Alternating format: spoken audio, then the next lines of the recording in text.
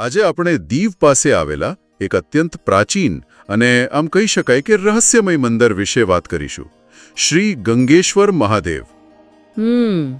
અને આપણી પાસે આજના વિશ્લેષણ માટે કોઈ પુસ્તક કે સંશોધન પત્ર નથી, પણ માહિતીનો એક ખૂબ જ અનોખો સ્ત્રોત છે. એ જ તો આખી વાતને રસપ્રદ બનાવે છે. બરાબર. સ્ત્રોત છે મંદિરના પરિસરમાં જ મૂકેલું એક બોર્ડ.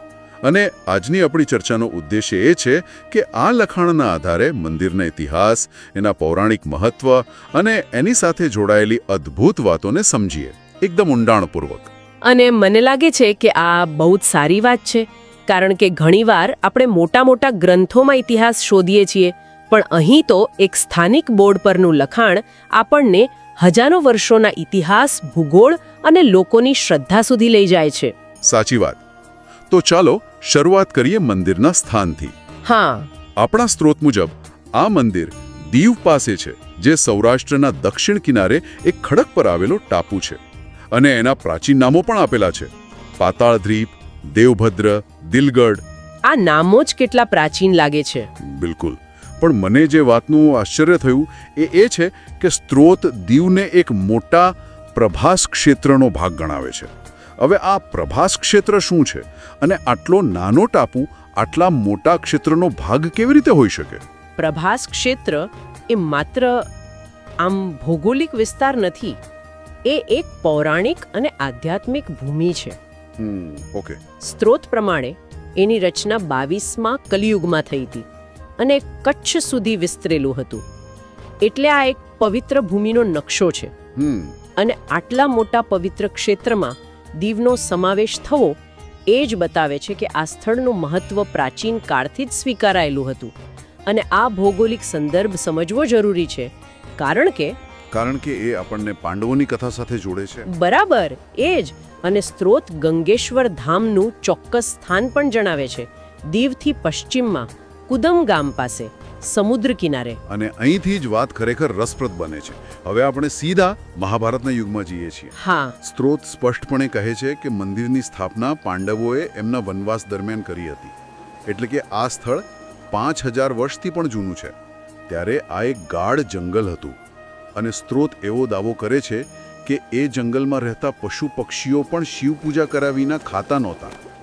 આ વાત આમ સાંભળવામાં થોડી અદ્ભુત લાગે છે, નહીં?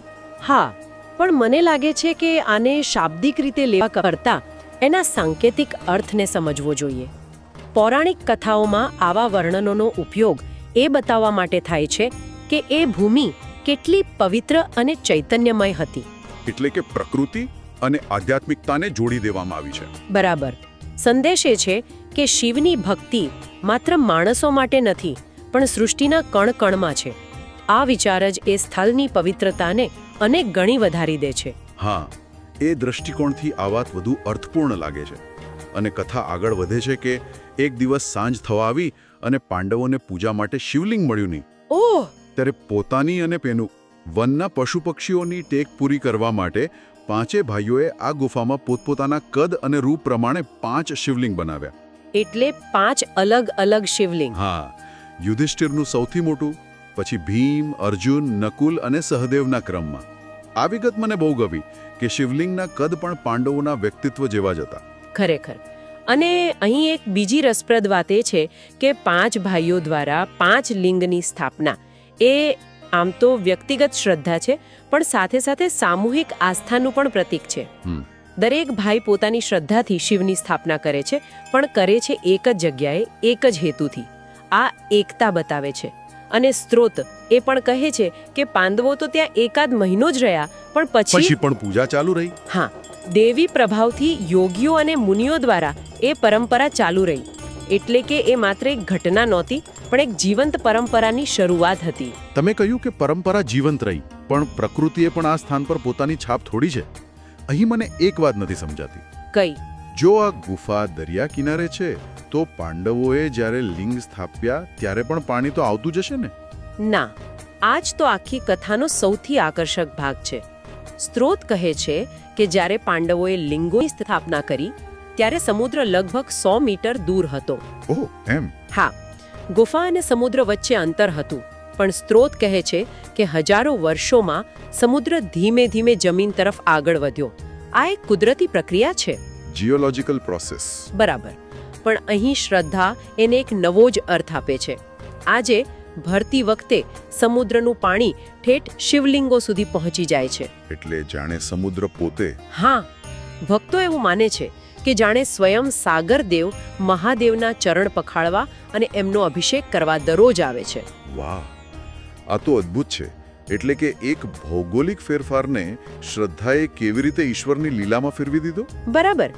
શ્રદ્ધા વાસ્તવિકતાને બદલતી નથી, પણ એને જોવાની આપણી દ્રષ્ટિ બદલી નાખે છે. અને આ સ્થળનું નામ ગંગેશ્વર કેમ પડ્યું એની પાછળ પણ એક આવું જ રહસ્ય છે. સ્ત્રોત મુજબ ગુફામાં એક કુંડ જેવું સ્થાન છે જ્યાંથી એક ધાર વહે છે. અને આશ્ચર્યની વાત એ છે કે ચારે બાજુ સમુદ્રનું ખારું પાણી હોવા છતાં આ ધારનું પાણી મીઠું છે. શું વાત છે? હા, એને ગંગાધારા કહે છે. અને આ ગંગાધારાને કારણે જ આ સ્થળનું નામ ગંગેશ્વર પડ્યું.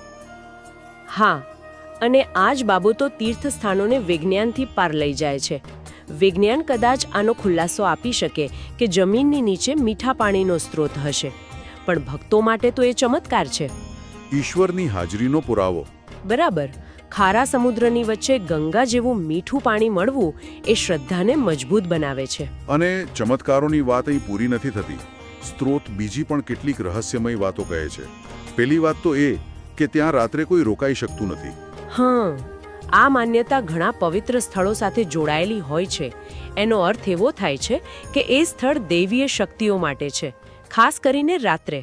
ઓકે, એટલે કે એ મનુષ્યની સીમાની બહારની જગ્યા છે. હા, એક રીતે એ સ્થળની પવિત્રતા જાળવવાનો પણ એક રસ્તો છે. અને બીજી એક ખૂબ જ ચોક્કસ અને અદ્ભુત વાત છે. મને તો આ સાંભળીને જ રોમાંચ થઈ ગયો. કઈ? એવું કહેવાય છે કે દર શ્રાવણ મહિનાના સોમવારે વહેલી સવારે લિંગો ઉપર એક ખૂબ જ મોટો નાગ ફેણ ચડાવીને બેઠેલો દેખાય છે અને પછી એ સમુદ્રમાં જતો રહે છે. ઓહ, આ તો કલ્પના તો કરો. ના, ખરેખર હિન્દુ ધર્મમાં નાગને તો શિવજીના ગણ માનવામાં આવે છે. એટલે આ કથા શ્રદ્ધાળુઓ માટે એ વાતનો પુરાવો બની જાય છે કે આ સ્થાન ખરેખર જાગૃત છે, જીવંત છે. હા, કે તે માત્ર પથ્થરની ગુફા નથી, પણ એક દૈવીય સ્થાન છે જ્યાં આજે પણ ભગવાનના ગણ સેવા માટે આવે છે. અને ત્રીજી વાત તો એનાથી પણ વધુ રહસ્યમય છે. કહેવાય છે કે પૂર્ણિમા જેવી ખાસ રાત્રે બરાબર 12 વાગે મંદિરના ચોગાનમાં આરતીના ઘંટનાદ સંભળાય છે. જ્યારે ત્યાં કોઈ હાજર ન હોય ત્યારે. હા, જ્યારે ત્યાં કોઈ જ હાજર ન હોય. આ બધી વાતો આ સ્થળને માત્ર ઐતિહાસિક નહીં પણ એકદમ જીવંત અને દૈવીય બનાવે છે. સાચી વાત. અને આ કથાઓ જ પેઢી દર પેઢી એ સ્થળના ઇતિહાસને જીવંત રાખે છે. આ લોકવાયકાઓ જ એ સ્થળનો આત્મા છે. એટલે મહાભારત કાળ પછી પણ આ સ્થળનું મહત્વ ઓછું નથી થયું. સ્ત્રોત એ પણ કહે છે કે સોલંકી યુગમાં ગુફામાં જવા માટે પગથિયા બનાવાયા હતા. અને સાથે જ પંચમુખી હનુમાનજીની પ્રતિમાની પણ સ્થાપના કરવામાં આવી.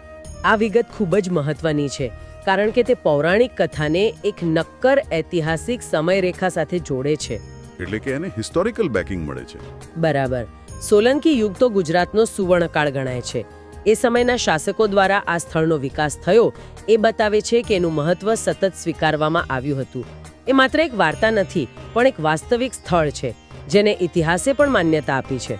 અને અહીં એક બીજું રસપ્રદ સાંસ્કૃતિક જોડાણ પણ છે જે કદાચ ઘણા લોકોને ખબર નહીં હોય. શું? સ્ત્રોત મુજબ જ્યારે પારસીઓ ઈરાનથી ભારત આવ્યા ત્યારે તેમના વહાણો આ જ કિનારે ઉતર્યા હતા. અને દીવમાં એમના નિવાસ દરમિયાન એમણે નજીકની એક ટેકરી પર પિકનિક ધામ બનાવ્યું હતું. અરે વાહ, આ કેટલું અદ્ભુત છે. આ બતાવે છે કે ગંગેશ્વર અને તેની આસપાસનો વિસ્તાર માત્ર એક હિન્દુ તીર્થસ્થાન જ નથી રહ્યો, પણ સમય જતાં અલગ અલગ સમુદાયો માટે પણ મહત્વનું સ્થળ બન્યો છે. એક જ જગ્યાએ મંદિર અને પિકનિક ધામ. બરાબર. એક જ સ્થળે ભક્તિ અને ભોજન બંનેનું મહત્વ. આ જ તો ભારતની વિવિધતા છે. સાચી વાત. અને આટલા બધા ફેરફારો છતાં સ્ત્રોતની એક વાત અંતમાં ખૂબ જ પ્રભાવશાળી છે. તે કહે છે કે ગમે તેટલા તોફાનો કે વાવાઝોડા આવ્યા હોય, પણ જે મૂળ લિંગ સ્થાપન ભૂમિ છે, એટલે કે જે પથ્થરની ગુફા છે, એમાં કોઈ ફેરફાર થયો નથી. અને શ્રદ્ધાળુઓ માટે આ જ સૌથી મોટી વાત છે. આ અતૂટ આસ્થાનું પ્રતીક છે. હા, પ્રકૃતિ બદલાઈ, સમુદ્ર આગળ આવ્યો, શાસકો બદલાયા, પણ જે મૂળ આસ્થાનું કેન્દ્ર છે એ 5 શિવલિંગ અને એ ગુફા, તે અચળ અને અડગ રહ્યા. તો આજની આ ચર્ચા પરથી એ સ્પષ્ટ છે કે ગંગેશ્વર મહાદેવ માત્ર એક મંદિર નથી, બિલકુલ નહીં. તે એક એવું સ્થળ છે જ્યાં મહાભારતની કથા, હજારો વર્ષોના ભૌગોલિક ફેરફારો, અતૂટ શ્રદ્ધા અને વિવિધ સંસ્કૃતિઓનો અદ્ભુત સંગમ જોવા મળે છે. અને આ બધું આપણને ક્યાંથી જાણવા મળ્યું? એક નાનકડા બોર્ડ પરના લખાણમાંથી. બરાબર. એ જ બતાવે છે કે ઇતિહાસ અને આસ્થા દરેક જગ્યાએ છુપાયેલા છે. બસ આપણે તેને ધ્યાનથી જોવાની જરૂર છે. તમે સાચું કહ્યું. અને અંતમાં આ ચર્ચા શ્રોતાઓ માટે એક વિચાર મૂકી જાય છે. આપણને વિચારવા માટે એક પ્રશ્ન એ થાય છે કે શું ગંગેશ્વર જેવા પવિત્ર સ્થાનો માત્ર પૂજા અર્ચનાના કેન્દ્રો છે, કે પછી તે પ્રકૃતિ, સમય અને માનવ શ્રદ્ધા વચ્ચેના સંબંધોની ગાથા સાચવતા જીવંત સંગ્રહાલયો છે? ખૂબ સારો પ્રશ્ન છે. અને એ પણ વિચારવા જેવું છે કે કેવી રીતે એક સ્થળનો ભૌતિક ફેરફાર, જેમ કે સમુદ્રનું શિવલિંગ સુધી પહોંચી જવું, તેની આધ્યાત્મિક વાર્તાને વધુ ગહન અને પ્રભાવશાળી બનાવી શકે છે. તો મિત્રો, કંઈક આવી રીતે ગંગેશ્વર મહાદેવની મહિમાનો ઉલ્લેખ મહાભારતના વન પર્યની અંદર કરવામાં આવેલ છે, જેને અમે આ વિડીયોના માધ્યમથી પ્રસ્તુત કરવાની એક નાની એવી કોશિશ કરેલી છે. અને અમે આશા કરીએ છીએ કે આ વિડીયોમાંથી તમને જરૂર કંઈક તો નવું જાણવા મળ્યું જ હશે. આ વિડીયોને જેમ બને તેમ વધુમાં વધુ સપોર્ટ કરજો, જેથી ગંગેશ્વર મહાદેવ મંદિરની મહિમા શું છે તે વધુમાં વધુ લોકોને ખબર પડે. અને બીજું એ કે આ મહાશિવરાત્રિના અમે આ ચેનલ ઉપર લાઈવ પ્રસારણ આપવાના છે, કે જેથી અમુક લોકો કોઈ પણ કારણોસર મંદિર ના આવી શકતા હોય તો તેઓ ઘર બેઠા આ ચેનલ ઉપર મહાદેવના લાઈવ દર્શનનો લાભ લઈ શકશે. જય શ્રી કૃષ્ણ, જય શ્રી રામ, હર હર મહાદેવ.